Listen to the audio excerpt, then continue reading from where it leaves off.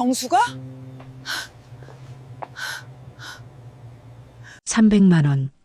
1980년 그 돈이면 쌀 한 가마에 4만 원 하던 시절 작은 집 한 채 계약금을 낼 수 있던 돈이었습니다. 정숙 씨는 그 돈을 받지 못했습니다. 아니, 정확히 말하면 떼었습니다. 낯선 사람에게가 아니라 세상에서 가장 믿었던 사람에게요. 계주가 누구였는지 아십니까? 바로 친언니였습니다. 2년 동안 매달 14만 원씩 아침 7시에 출근해서 밤 10시까지 죽어라 일만 하며 모은 돈이었습니다. 손톱 밑에 낀 때도 못 빼고 겨울에 손이 트고 갈라져도 참으며 모은 돈이었죠. 그 돈을 언니가 가져갔습니다. 전화도 받지 않았습니다.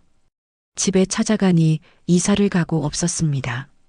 그때부터 정숙 씨는 세상에서 가장 깊은 상처는 가장 가까운 사람이 준다는 것을 알았습니다.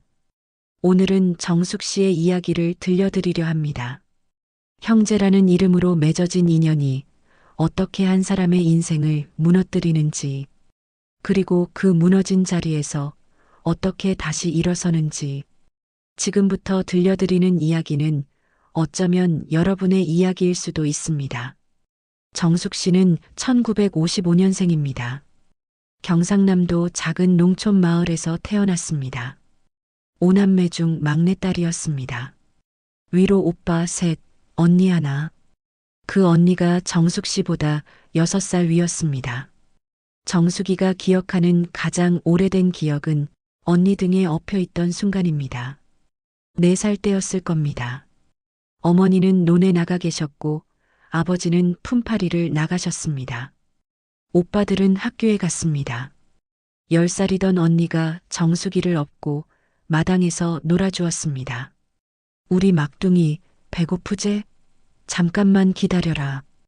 언니는 부뚜막에 불을 지폈습니다. 냄비에 물을 끓이고 동그란 감자 2개를 넣었습니다. 언니 나도 하나 줘. 그래, 하나는 내 거다. 하나는 내 거. 삶아진 감자를 반으로 쪼개 김이 모락모락 나는 걸 호호 불어서 먹였습니다. 그날 먹은 감자 맛을 정숙 씨는 지금도 기억합니다. 고소하고 포슬포슬하고 무엇보다 따뜻했습니다. 언니 손이 따뜻했습니다. 겨울이면 언니는 정숙 씨를 안고 잤습니다. 막둥아, 이리 와. 춥제? 언니 품에 파고들면 언니 심장 소리가 들렸습니다. 쿵쿵, 쿵쿵. 그 소리를 듣다 보면 잠이 들었습니다.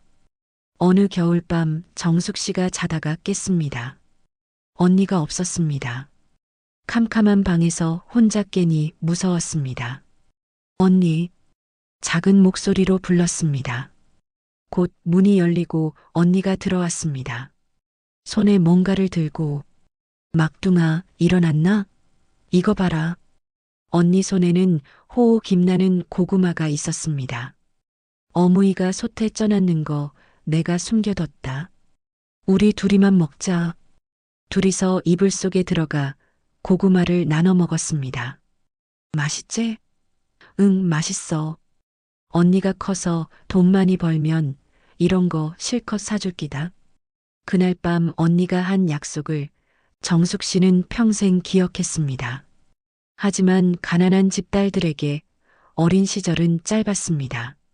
정숙 씨가 초등학교 4학년 때 16살이던 언니는 서울로 올라갔습니다. 식모살이를 하러 갔습니다. 막둥아, 언니 서울 가서 돈 벌어 올게. 편지할 끼니까 공부 열심히 해라. 버스 정류장에서 헤어지던 날, 언니는 정숙 씨 머리를 쓰다듬었습니다. 울지 마라. 금방 온다. 하지만 언니는 금방 오지 못했습니다. 명절에 한 번, 1년에 2~3번 내려왔습니다. 올 때마다 언니는 바빠 보였습니다. 집에 있는 이틀 동안 어머니 일 도와드리고 빨래하고 청소하고 동생들 옷 깁고 가만히 앉아 쉬는 일은 없었습니다. 정숙 씨랑 놀아줄 시간은 없었습니다. 언니, 나랑 좀 놀자. 막둥아, 미안하다. 언니 내일 다시 올라가야 된다. 다음에 놀아줄게. 그 다음은 몇 달 뒤였고 또 몇 달 뒤였습니다. 정숙 씨도 중학교를 졸업하자마자 서울로 올라왔습니다. 1970년 15살 때였습니다. 언니가 있는 동네 근처 봉제 공장 기숙사에 들어갔습니다. 처음 서울에 왔을 때 세상이 얼마나 크고 무서운지 알았습니다. 기숙사 방은 좁았습니다. 5명이 한 방을 썼습니다. 아침 7시에 출근해서 밤 10시에 퇴근했습니다. 손가락이 재봉틀 바늘에 찔려 피가 났습니다. 허리가 끊어질 것 같았습니다. 그때 언니가 찾아왔습니다. 막둥아, 여기서 일하는 것이 힘들지? 공장 앞에서 정수기를 기다리고 있던 언니는 손에 보따리를 들고 있었습니다. 이거 먹어라. 내가 반찬 좀 해왔다. 김치, 멸치볶음, 된장을 보따리에 싸가지고 왔습니다. 서울 생활 힘들지? 그래도 잘 참아라.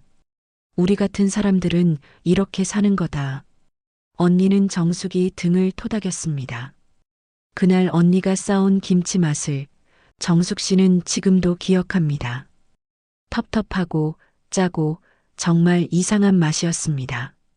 그런데 눈물이 났습니다. 그 후로도 언니는 가끔 들렀습니다. 막둥아, 밥은 먹고 다니지? 응, 먹어. 몸 상하지 않게 조심해라. 언니는 항상 뭔가를 사왔습니다. 찐빵 봉지, 귤 몇 개, 약과도 가지고 왔습니다. 언니, 이거 비싼 거 아니가? 아니다. 싼 거다. 아무 말 말고 먹어라. 정숙이는 그때 몰랐습니다. 언니도 집에 송금해야 했고 본인 생활비도 빠듯했다는 것을.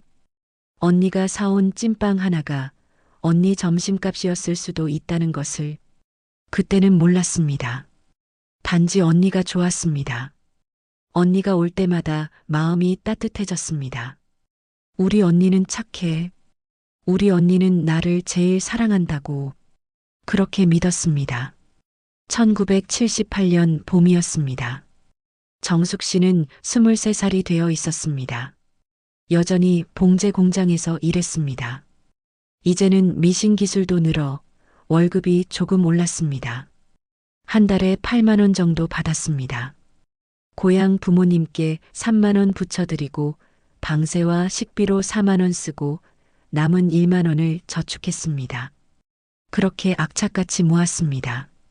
언젠가는 시집을 가야 할 텐데 혼수라도 장만해야 한다고 생각했습니다. 그해 5월 어느 일요일 언니가 찾아왔습니다. 막둥아, 오늘 시간 있지? 응, 쉬는 날이라. 그럼 나 좀 따라와 봐라. 좋은데 데려다 줄게. 언니를 따라 전철을 탔습니다. 종로 쪽이었습니다. 다방에 들어갔습니다. 거기에 여자분들이 여럿 앉아 계셨습니다. 언니보다 나이 많아 보이는 아주머니들. 여기 앉아라. 언니가 정숙 씨를 소개했습니다. 내 동생이라 해. 착하고 성실한 애라 해. 아주머니들이 웃으며 인사했습니다. 어머, 동생분이 기특하다. 요즘 젊은 애들이 일 안 하려는데 대견하네. 그렇게 1시간쯤 이야기를 나눴습니다. 나중에 알았습니다. 거기가 계모임이었다는 것을. 다방을 나서며 언니가 말했습니다. 막둥아, 저 사람들 좋은 분들이지? 나도 저기에 들어갔다.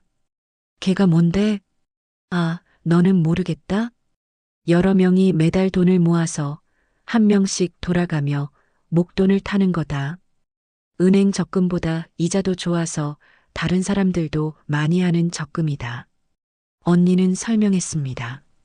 지금 15명이 하는데 매달 14만 원씩 내면 자기 차례 되면 300만 원을 받는 거다. 300만 원? 정숙 씨는 눈이 휘둥그레졌습니다. 300만 원이면 정숙 씨 월급에 37개월 치였습니다. 3년치를 한꺼번에 받는 것이었습니다. 막둥아, 너도 들어가는 게 어떻겠노? 시집 갈 때 목돈이 있으면 좋다 아이가. 정숙이는 망설였습니다. 언니, 나 한 달에 14만 원은 힘든데. 월급이 8만 원인데 14만 원을 어떻게 낼 수가 있어? 아이고, 그 정도는 해야지. 조금 아껴 쓰면 된다. 나도 한다. 같이 하자. 언니가 그렇게 말하니 정숙 씨는 거절할 수가 없었습니다. 그래, 해볼게. 그렇게 계에 가입했습니다. 매달 14만 원을 내는 것은 정말 힘들었습니다.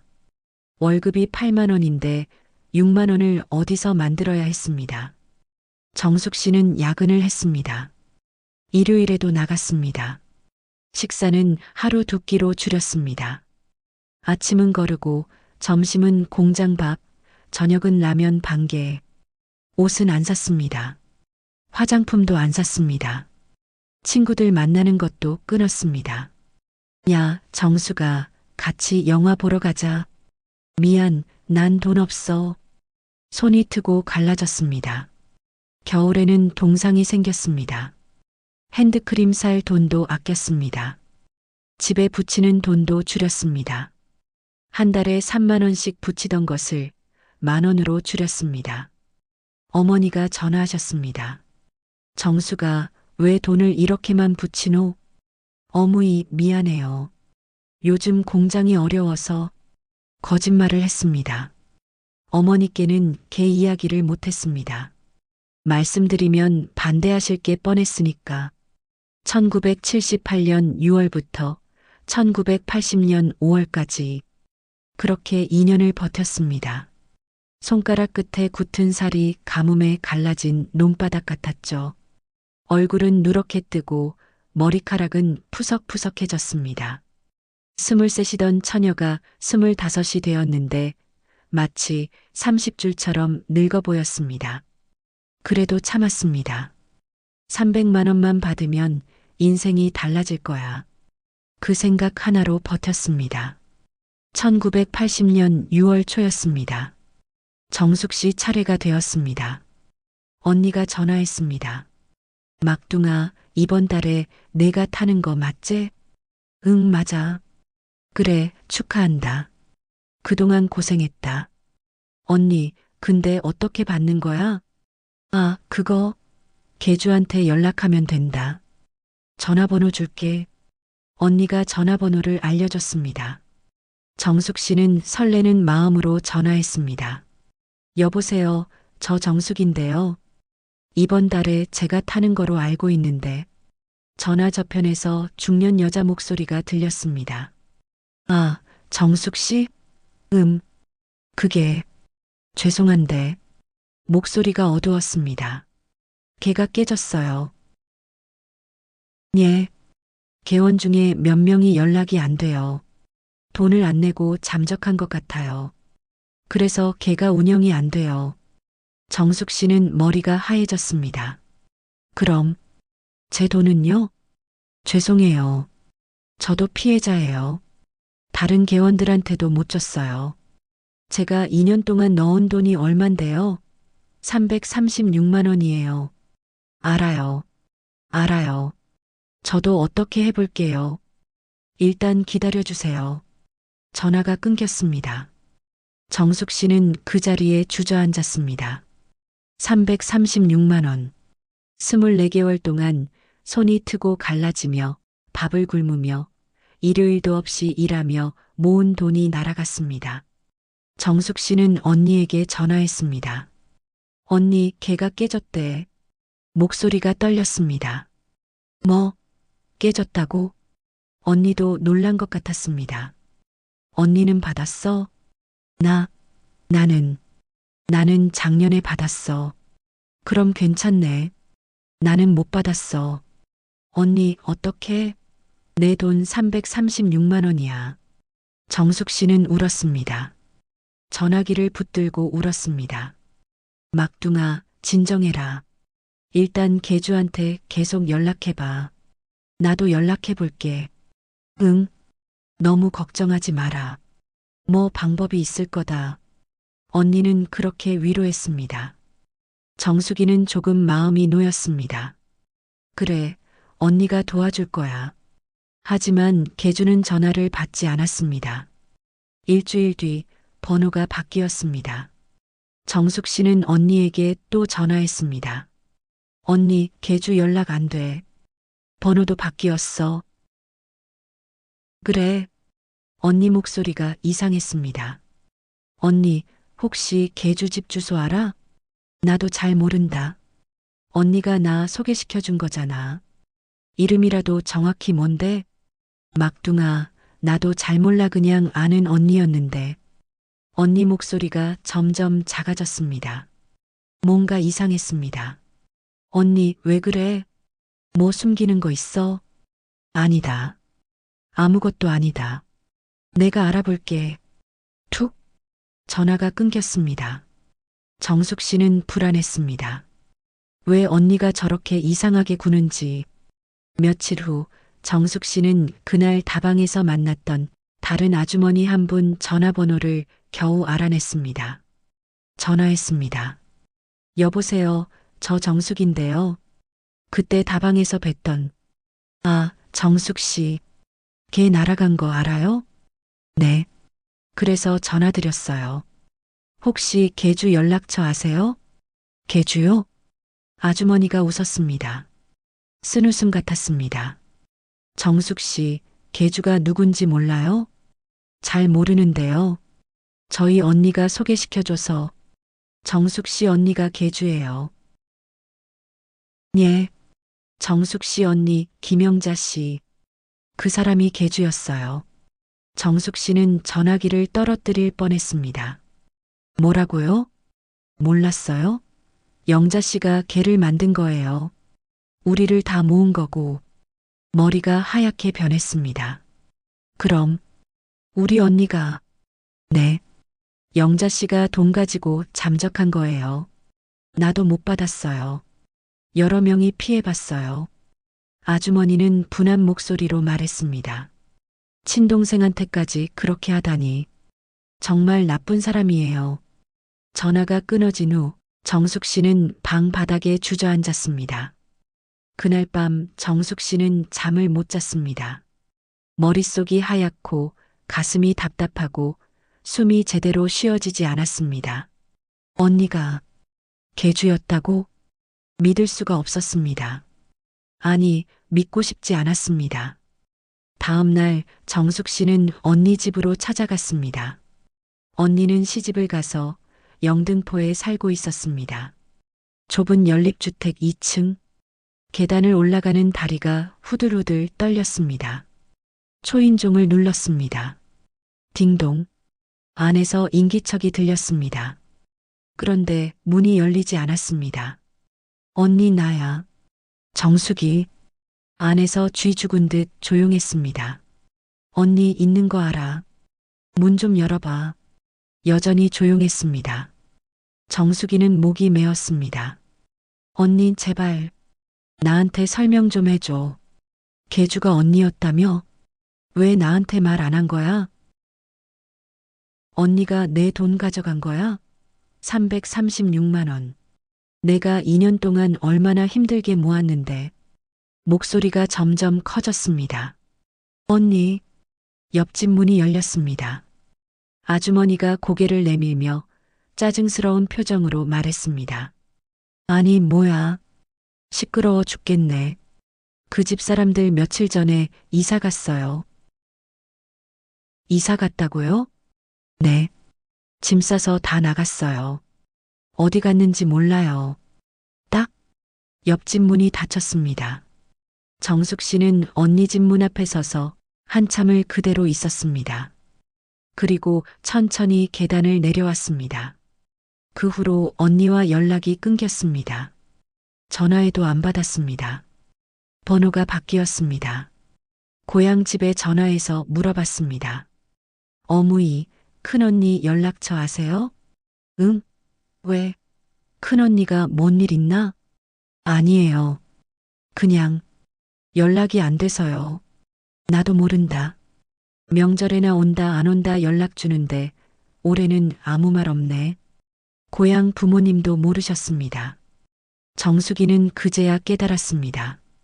언니가 도망친 거라는 것을, 그의 돈을 가지고 어디론가 사라진 것을, 그리고 동생인 자기까지 속인 것을. 그해 가을 추석 때 고향에 내려갔습니다. 언니도 올까 싶어서 가슴이 두근거렸습니다. 하지만 언니는 오지 않았습니다. 전화 한 통만 왔습니다. 어머니, 애들이 아파서 나 못 내려간다. 어머니는 아쉬워하셨지만 어쩔 수 없다고 하셨습니다. 명절 음식을 준비하며 어머니가 말씀하셨습니다. 큰애가 요즘 왜 이렇게 연락을 안 하는지 모르겠다. 전에는 자주 전화 왔는데. 정숙이는 아무 말도 못했습니다. 언니가 개 사기를 쳤다는 말을 어떻게 어머니께 할 수 있겠습니까? 그냥 밥만 먹었습니다. 체한 것처럼 목이 막혔습니다. 그 후 몇 년 동안 정숙 씨는 언니를 원망했습니다. 밤마다 잠이 안 왔습니다. 왜 하필 나한테까지 그랬을까? 남들 속이는 것도 모자라서 친동생까지 속였습니다. 내가 언니를 얼마나 믿었는데.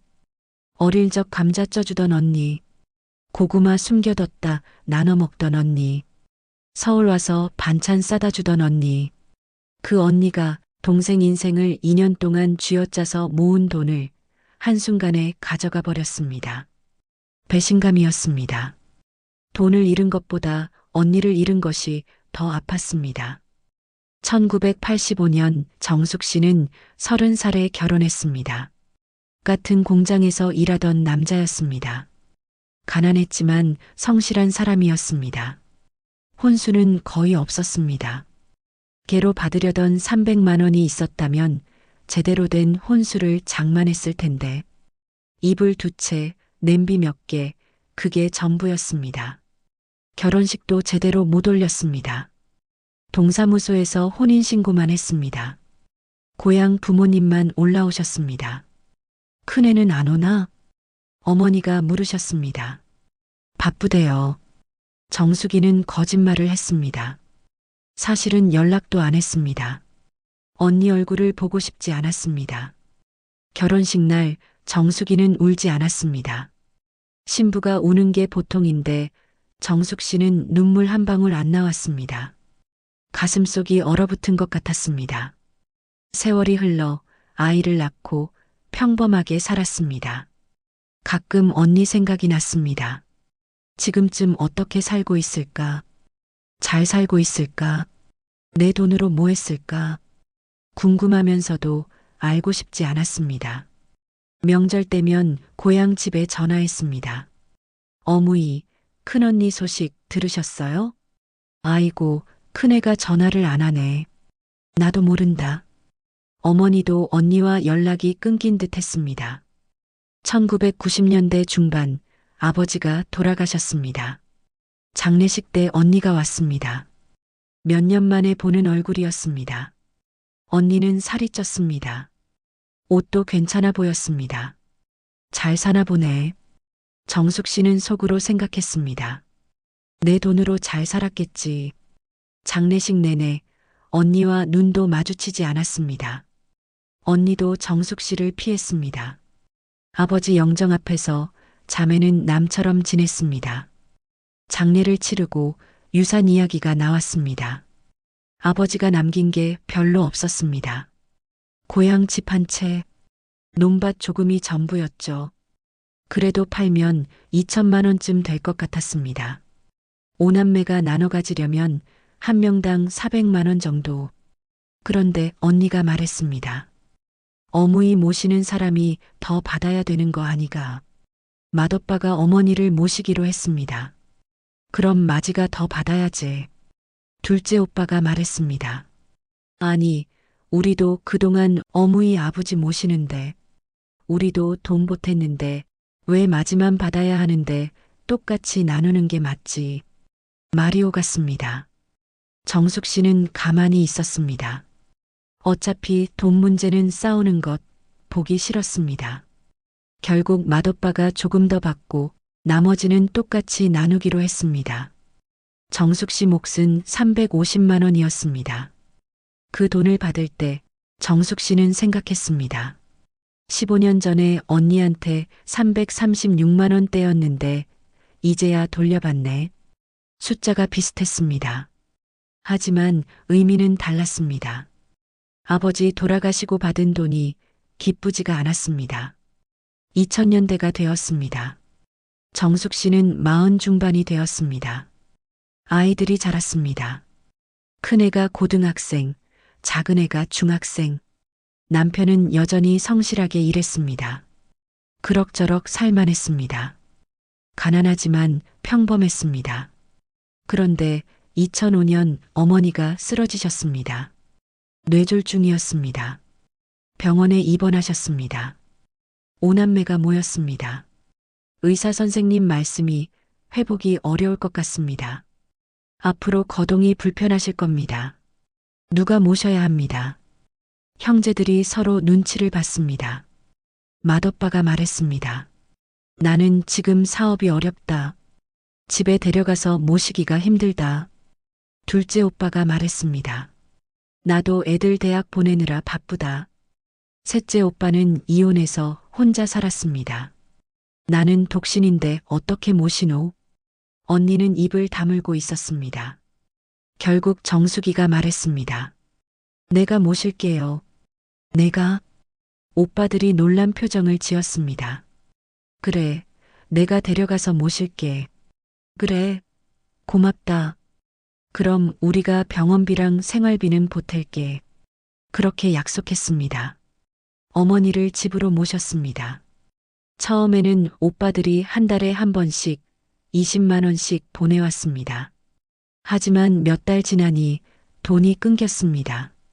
전화해도 안 받거나 이번 달은 어렵다 하고 미뤘습니다. 언니는 연락조차 없었습니다.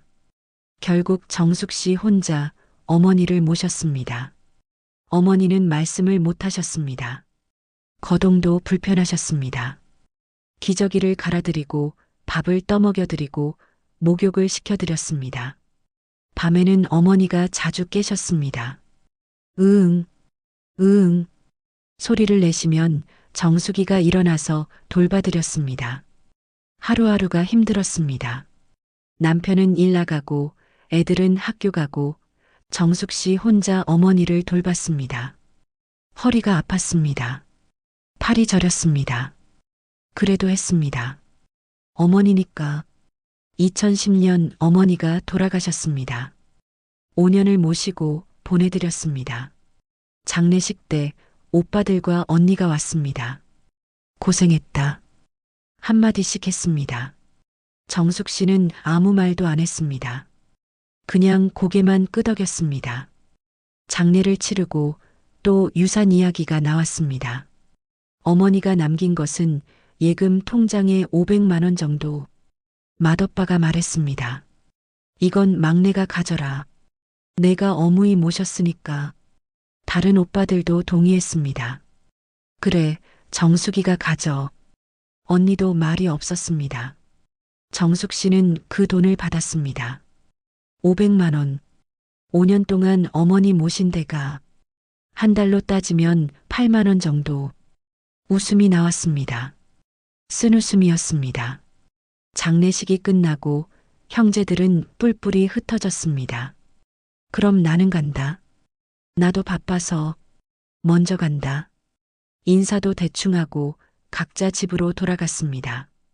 언니는 정숙이에게 한마디도 하지 않고 떠났습니다.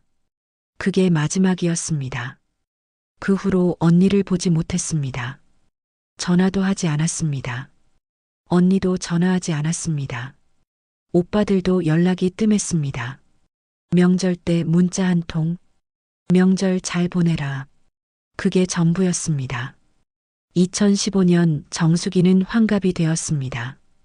60년을 살았습니다. 환갑잔치는 안 했습니다. 남편과 아이들하고 조촐하게 밥만 먹었습니다. 엄마, 형제들 안 불러요? 큰애가 물었습니다. 아니다. 그냥 우리끼리 먹자. 왜요? 이모, 삼촌들은요? 걔들은 바쁘다. 정숙이는 그렇게 말했습니다. 사실은 부르고 싶지 않았습니다. 특히 언니. 언니 얼굴을 보면 옛날 생각이 날 것 같았습니다.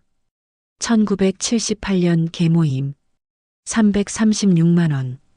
2년 동안의 고생, 그리고 배신. 차라리 안 보는 게 나았습니다. 요즘 정숙 씨는 혼자라고 생각합니다. 형제가 5이나 있지만 사실상 없는 것과 같습니다. 명절 때 문자 몇 통, 가끔 전화 한 통, 그게 전부입니다. 특히 언니. 언니는 이제 남입니다. 아니, 남보다 못합니다. 남한테는 돈 안 떼이니까. 정숙이는 가끔 생각합니다. 언니는 지금 어떻게 살고 있을까? 그때 내 돈으로 뭐 했을까? 후회는 할까? 궁금하지만 알고 싶지 않습니다. 그냥 모르는 게 나을 것 같습니다. 몇 년 전 정숙 씨는 건강검진을 받았습니다. 허리 디스크, 오십견, 무릎 관절염. 어머니 모시며 생긴 병들이었습니다. 의사 선생님이 말했습니다. 많이 힘드셨나 봐요. 앞으로 무리하지 마세요. 네. 정숙 씨는 고개를 끄덕였습니다. 병원 나오며 생각했습니다. 내가 아프면 누가 돌봐주지? 남편은 나이 들었고, 아이들은 각자 바쁘고, 형제들은 연락도 없고, 나는 혼자구나. 그 생각이 들었습니다. 쓸쓸했습니다. 지난해 설날 오빠들에게서 문자가 왔습니다. 새해 복 많이 받아라. 정숙 씨는 답장하지 않았습니다. 형식적인 인사 받고 싶지 않았습니다. 언니에게서는 문자도 안 왔습니다. 당연했습니다. 이미 오래전에 자매는 끝났으니까. 지금 정숙이는 69살입니다. 내년이면 칠순입니다. 긴 인생을 살았습니다. 그 인생을 돌아보면 가족이 주었던 상처가 가장 깊었습니다.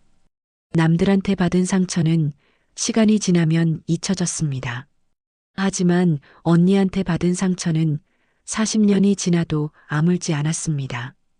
가끔 밤에 잠이 안 올 때면 1978년 그 다방이 생각납니다.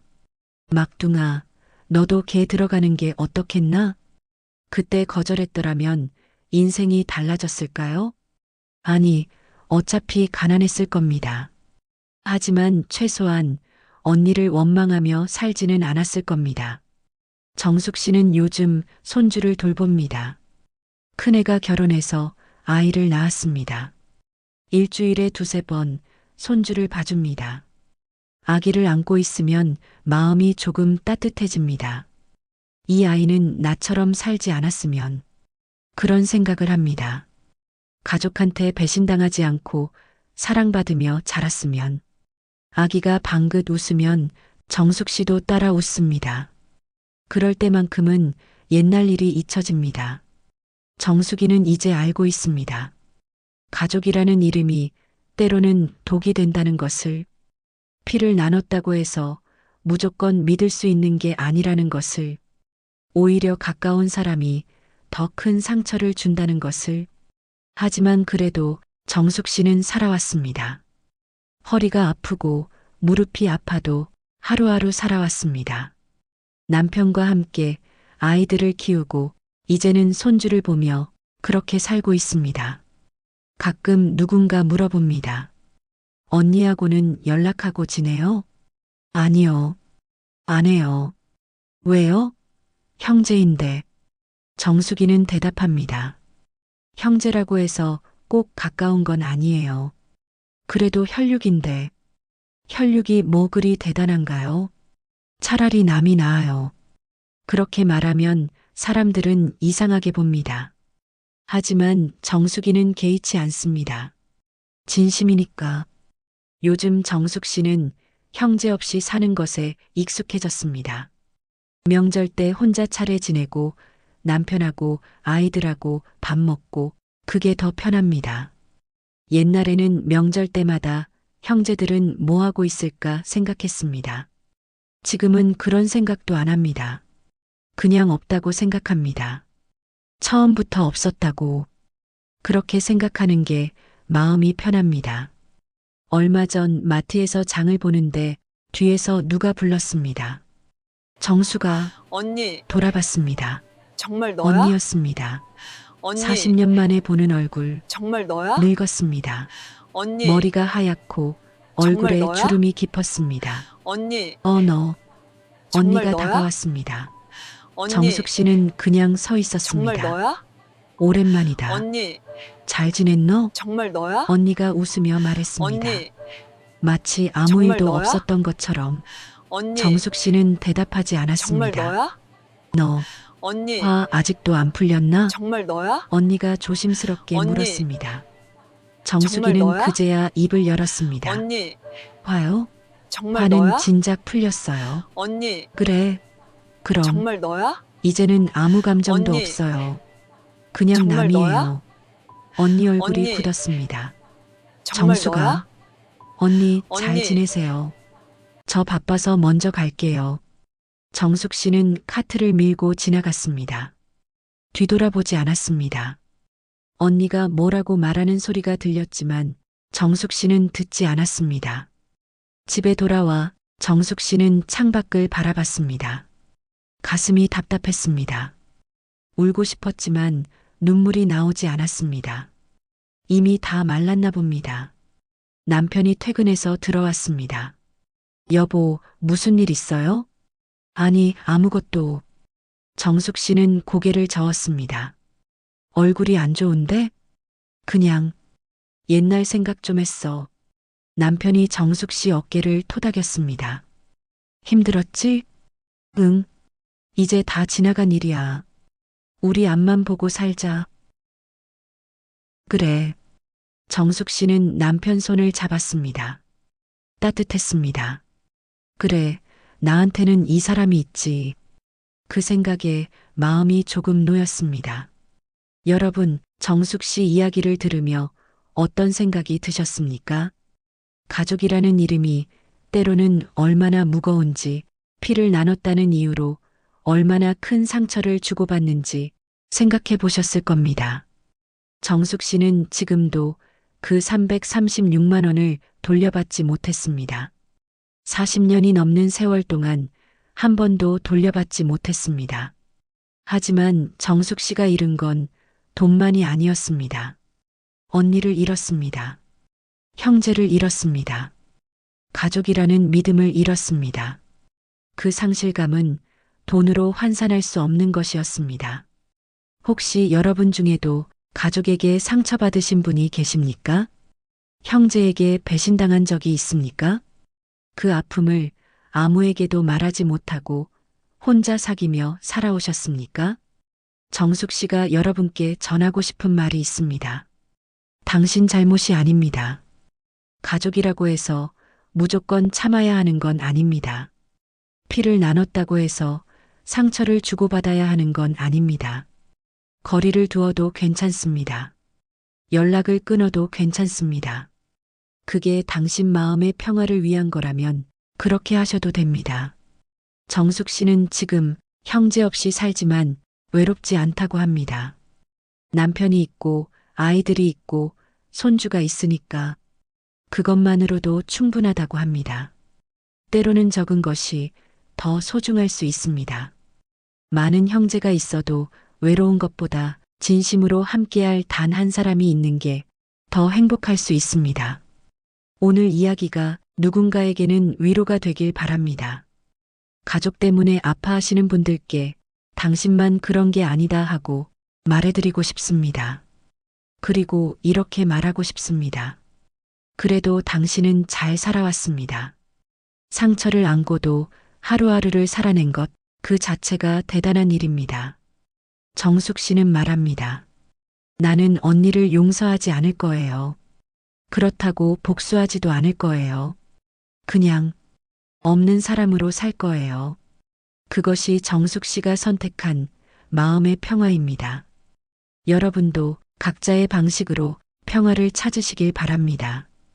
오늘도 힘내십시오. 당신은 혼자가 아닙니다.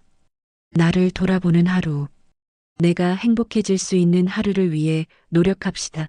오늘 영상 마음에 드셨다면 구독, 좋아요, 알림 설정 부탁드립니다. 감사합니다. 다음 영상으로 찾아뵙겠습니다.